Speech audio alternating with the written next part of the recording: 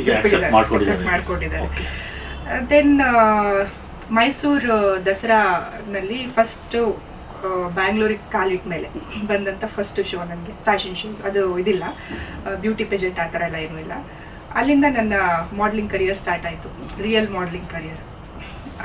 ಅದಾದಮೇಲೆ movie side ಸ್ವಲ್ಪ concentration ಮಾಡಿದೆ, ಜೊತೆಗೆ ಮೂವಿನೂ ಮಾಡಿಕೊಂಡು ಈ ಕಡೆ ಮಾಡ್ಲಿಂಗ್ ಕೂಡ ಮಾಡಿಕೊಂಡು ಇಲ್ಲಿವರೆಗೂ ಒಂದು 70 to 75 ಫ್ಯಾಷನ್ ಶೋಸಲ್ಲಿ ಶೋ ಸ್ಟಾಪರಾಗಿ ವರ್ಕ್ ಮಾಡಿದ್ದೀನಿ. 75 ಮಾಡಿದ್ದೀನಿ. ಅದರಲ್ಲಿ national and international both. National, international, London fashion week, Paris fashion week, ಈ ಥರ ಸಾಕಷ್ಟು ಫ್ಯಾಷನ್ ವೀಕ್ಗಳಲ್ಲಿ ಶೋ ಸ್ಟಾಪರಾಗಿ ವರ್ಕ್ ಮಾಡಿದ್ದೀನಿ. ಆ್ಯಂಡ್ ಇನ್ನೂ ನನಗೆ ಮರ್ತೋಗಿದೆ ಅಷ್ಟು ಫ್ಯಾಷನ್ ಶೋಸ್ಗಳಲ್ಲಿ ಒಂದು 5 ಇಯರ್ಸಲ್ಲಿ ಇಷ್ಟು ವರ್ಕ್ ಮಾಡಿರೋದು ಗ್ರೇಟ್ ಅನ್ಸುತ್ತೆ ನನಗೆ. ಅಲ್ಲಿ ಆ ಮಾಡಲಿಂಗ್ ಫೀಲ್ಡಲ್ಲಿ ಒಳ್ಳೆ ದುಡ್ಡು ಇದೆಯಲ್ಲ ಆ್ಯಕ್ಚುಲಿ? ದುಡ್ಡು ಇದೆ, ರಿಸ್ಕು ಇದೆ, ಎರಡೂ ಇದೆ. ಎಲ್ಲಿ ಜಾಸ್ತಿ ರಿಸ್ಕ್ ಇರುತ್ತೋ ಅಲ್ಲಿ ಜಾಸ್ತಿ ದುಡ್ಡು ಇರುತ್ತೆ. ಅಂದರೆ ಈಗ ಸಿನಿಮಾ ಆ್ಯಕ್ಟಿಂಗ್ ಥರಲ್ಲ, modelling is a totally different field. ಅದು ಅಲ್ಲಿ ಒಂದು ಸಮ್ ಕ್ರೈಟೇರಿಯಾ ಇರುತ್ತೆ, ಇದು ಹೀಗೆ ಇರಬೇಕು.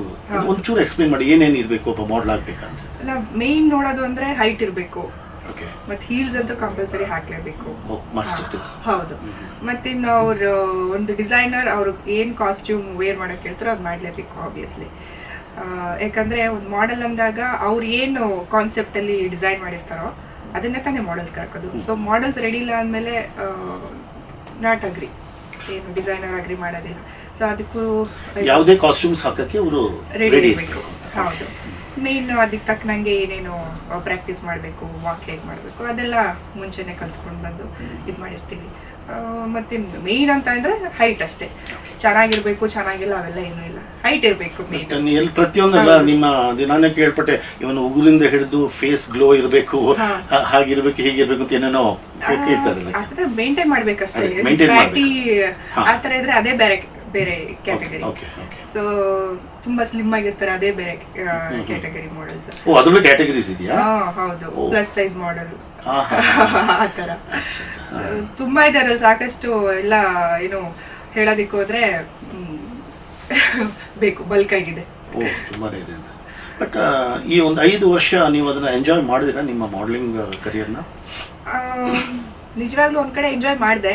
ಅದಾದ್ಮೇಲೆ ಸರಿ ಸಾಕು, ನಾನು ಚಿಕ್ಕ ವಯಸ್ಸಿಂದ ಅನ್ಕೊಂಡಿದ್ದೆ ಆಕ್ಟಿಂಗ್ ಫೀಲ್ಡಿಗೆ ಬರಬೇಕು ಅಂತ, ಆ ಕಡೆ ಕಾನ್ಸಂಟ್ರೇಷನ್ ಮಾಡೋಣ ಅಂತ. ಈಗ ಒಂದು 2 years ಆಯ್ತು. ನಿಮ್ಮ ಮೇನ್ ಫೋಕಸ್ ಇದ್ದಿದೆ ಸಿನಿಮಾ, ಸಿನಿಮಾದಲ್ಲಿ ಮಾಡಬೇಕು ಅಂತ.